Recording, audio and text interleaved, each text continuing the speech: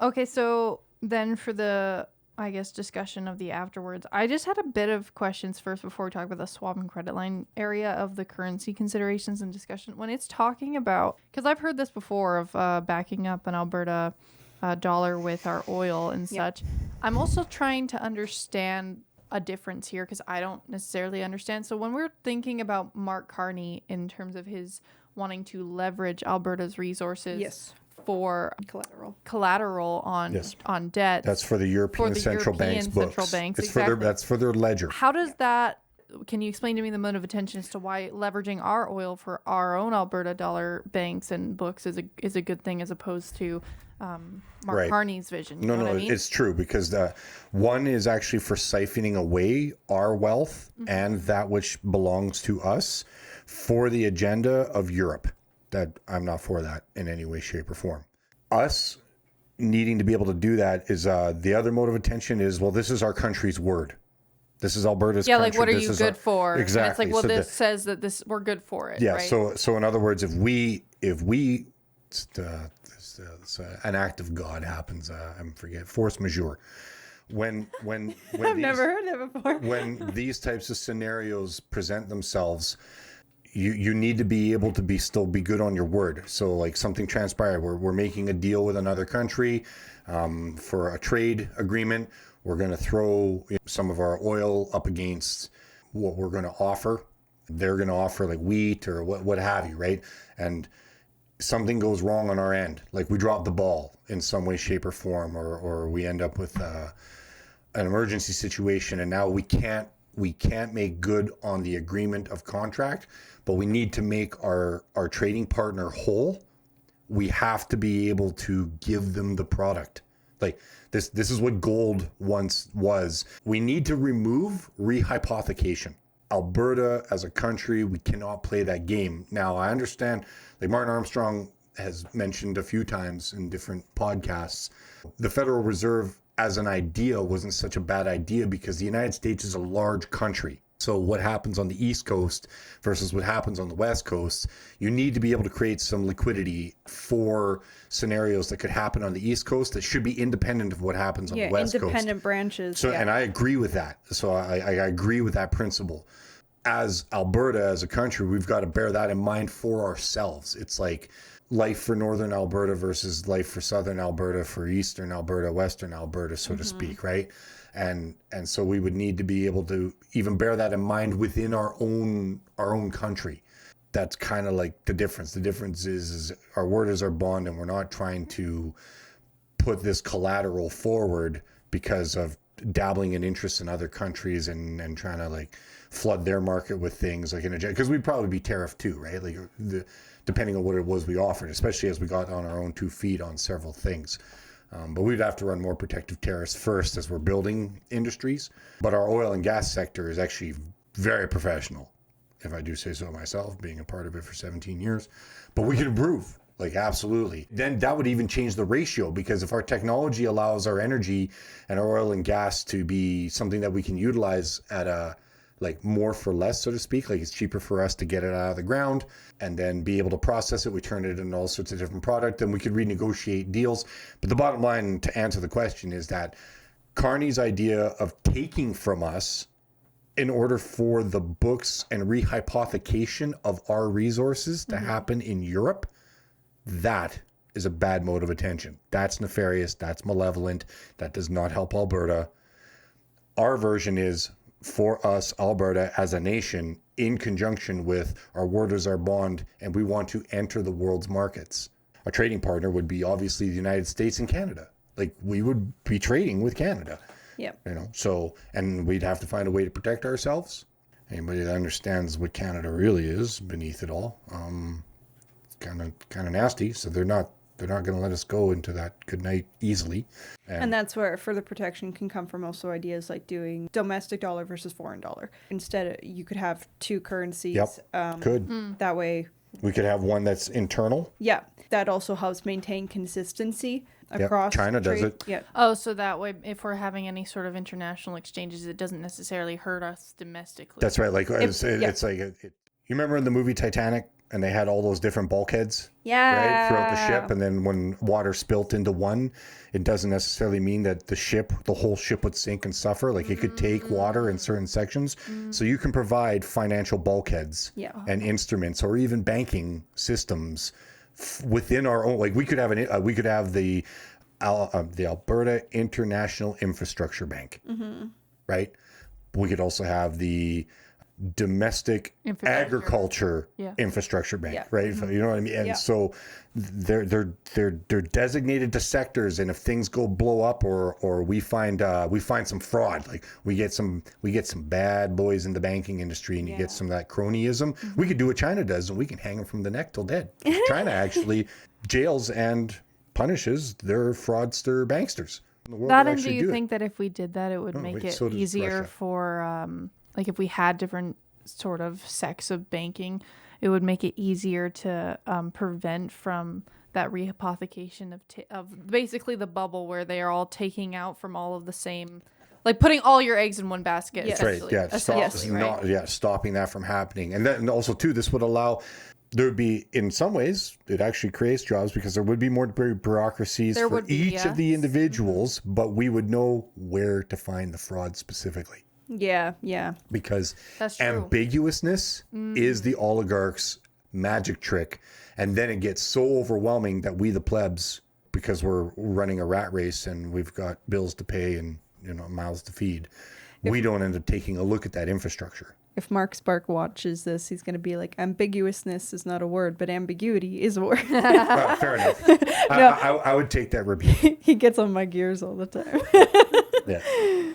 Okay, Mace, did you have any more questions regarding the swap and credit lines now? Well, obviously swaps, the first thing I think of when I think of swaps is like the mortgage crisis of 2008. So I'm like, I don't know. But what do you think? We did actually cover this a little bit with what we just discussed on the last section, is that we could create different mechanisms. Swap lines traditionally has been something that the spider's web of the British Empire has used. Speculative tools get brought into play. Like if you look at David Webb's The Great Taking and start to look at, and Carney was the one that actually built that infrastructure.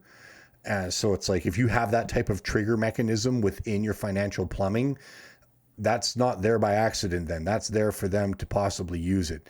I think that we can come up with a better way to defend our currency on the world stage. And I don't like this. This integrates us using old school tools that we don't need from the two dichotomous schools of economics, whether it's the London School of Economics or the Austrian School of Economics. Both are a fraud. So we have to reconsider. That makes sense. How we would like to protect ourselves. It's not like the U.S. dollar still isn't something that's viable and a tool that could be used. So this just plays, my mind, to your don't put all your eggs in one basket. Yeah, and I guess the question is like, if anything, something that can relate to your entire thought process of why you think that this might not be the best way to protect ourselves is when you were like, I don't know if I like the word free trade. And so do you want to talk a little bit about that? Because I was even listening to a podcast recently that Matthew and Anton Chaikin were discussing. They were talking about tariffs. And during that time, they had tariffs up to 40% lasting decades. Like they would tariffs were something that was quite important to them to protect. I don't know if it necessarily protects their currency or not. I'm not sure how it necessarily works, but that's something that was quite emphasized, and even sometimes they would raise it even higher. So what are your thoughts? So I got two lines of thought that jump into my head about this. First off, currency is overrated, and that's what Martin Armstrong was trying to communicate to Brett Oland and Shaun Newman in that podcast. Tariffs protect the people. Yeah. Okay, so if someone's going out of their way to create a widget and they have to go through a learning curve, just like we would need to a certain degree, trying to get our own country off the ground.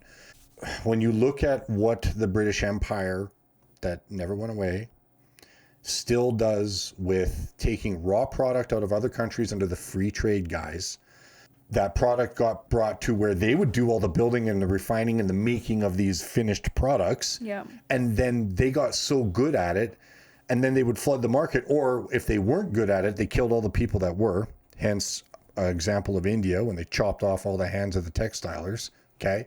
Natural But they could resource flood the from- market. So even like what happens is all those cheap goods could flood into the market, and then somebody that is willing to do the work and learn how to do that widget or provide that service within your own country, they can't compete. Not with that overhead and not with that magnitude of production that could come from another country into yours.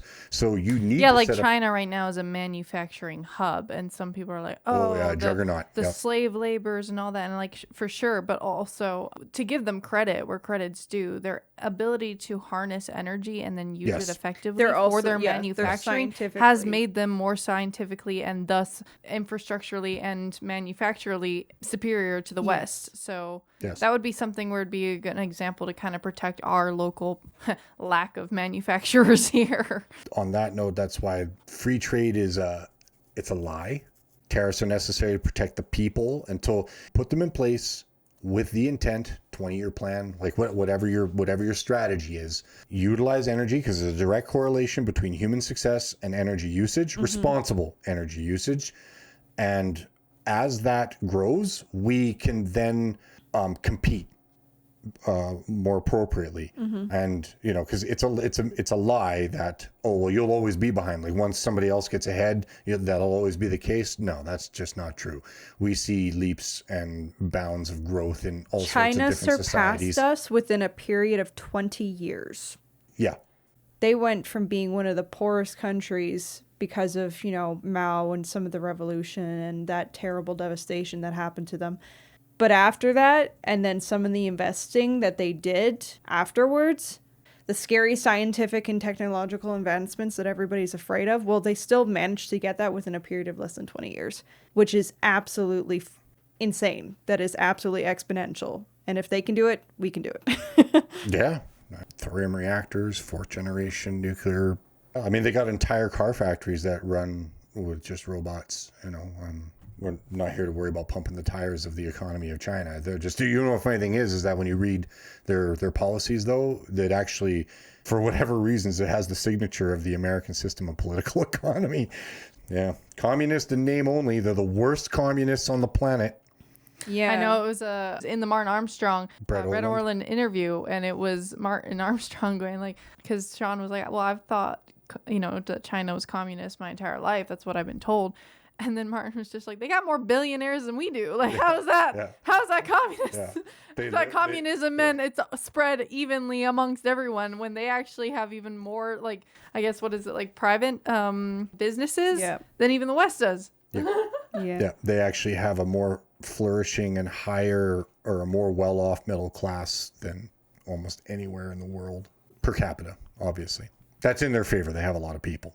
So did that play at all into the protecting of currency, or? Yeah, we kind of talked about it on the first one. We Yes. talked about you can do the foreign versus domestic, and protection happens also by the diversification because they're not just tying it to our oil, which is still one of the most practical things to tie to, but they're also tying it to gold. And that's what the BRICS nations did too. They tied it a certain percentage to their resources, a certain percentage to gold, and that is, to prevent volatility and changes. Right. Like you can weaponize currencies against other countries, right? And so there's ways to protect yourself from that. Yeah, and I was curious as like a one final question is, like right now, oil would be our biggest strong suit to say we're, okay, if we can't pay off the specific thing, then what we do have in the bank is we do have our oil to make sure we're good on our word. Because that's basically what you're asking for is you're like, well, I don't need my oil right now, even though actually we should be using it to, like we do if we were going to becoming a manufacturing hub in Alberta.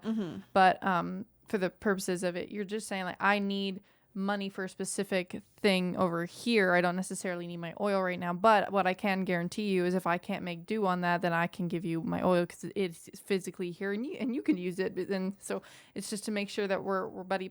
But I guess my question is if we get good at, let's say, things that like cheaper and more affordable for us to extract, like our oil, like us potentially using our oil to develop more nuclear, which is again another less costly energy expense for basically you get more for less.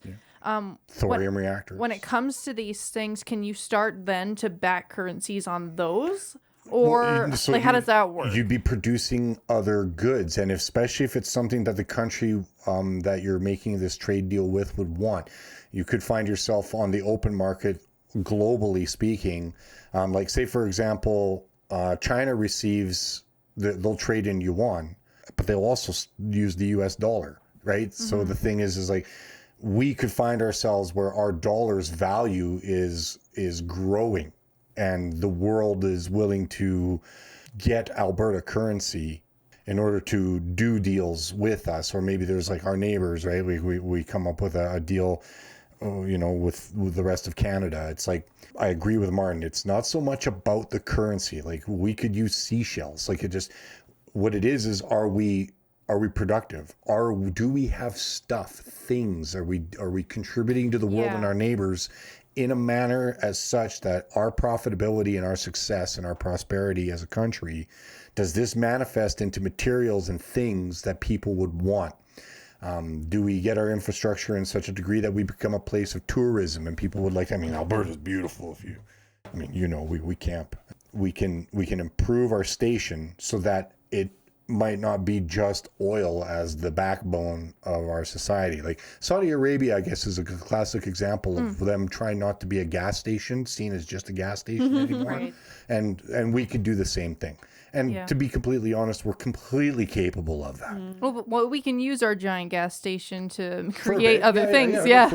For sure. But we could become, a forefront in technology and education and culture and class. And these are things that then we could be making other deals. Like, there are some countries where they would find themselves kind of going, okay, are we allowed maybe so many of our people to come and be educated and take a look at your infrastructure? So they might actually go like, people are the currency. Okay, can we have people come into your country to be educated on these matters? So we might be we have an immigration chapter that we're going to get to within. So this is where we could brainstorm other ideas and be like, we're going to make a deal with the United States where we're going to have so many people come in for educational purposes, and in return, what is the thing that they have? Maybe they have something that they're leading in agriculturally speaking, and we would really, really like to mess with that technology. Are you willing to show? It's just, this is what you would do in a country. You're making deals with neighbors. When Benjamin Franklin say, go borrow a cup of sugar when you first enter the neighborhood, so that you've obligated yourself to your neighbor, and you've made a bond and you've created a relationship. Yeah, and something that I lastly would think would protect our currency is probably finding some sort of way. I don't know what this sounds like, a very childlike pipe dream statement, but would be some form of eliminating or lessening or getting rid of speculative banking.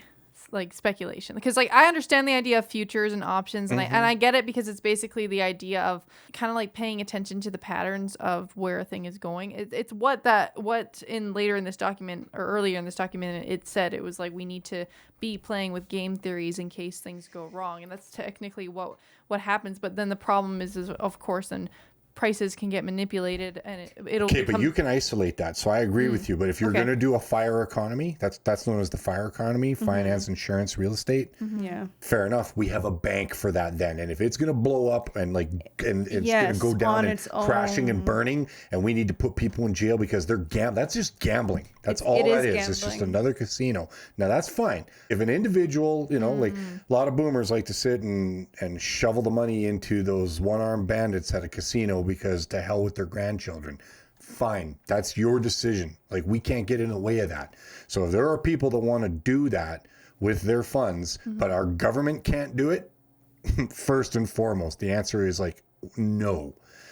And if you're going to, then we're going to have to isolate it through this particular banking sort of format, this mechanism. And if it's going to crash and burn, the bank's going to own the responsibility of it, and so are the people that decided that that's what they wanted to do. Yes. And it blows up in their face, risk and reward, right? That's fine. But that does not touch our middle class. That doesn't touch our industry. Doesn't touch small business. No. Yeah, I guess that would play into the idea of the user fee. It's no, if you're a person that's okay, I'm going to be playing that game. You want to pay to bank, play? Yeah. You want to pay to play. Exactly. Yeah. Fine. Yeah. But you're not touching the backbone, or we're not going to play. Yeah, or futures. You're not going to rehypothecate exactly that which is our word. Absolutely. Like, you just cannot do that. Yeah. So, Those Well- are all really good after discussion. Yes, well, for those who stuck That's a around, hope you separate enjoyed episode. that. it should have been a separate. Oh, we might make it. We Yeah, could I make guess we it. could. I could do that. Questions This that need answers. this was part 4. This was part 4 of the Politics at Home with Holmes. Is Alberta Prosperity Possible? We will The tune answer is in. yes. The answer is yes. Emphatically, And yes. these are The evidence discussions is on yes. why. Without further ado, part 5 in the next episode. So thank you, Thank you, everybody. guys. Bye.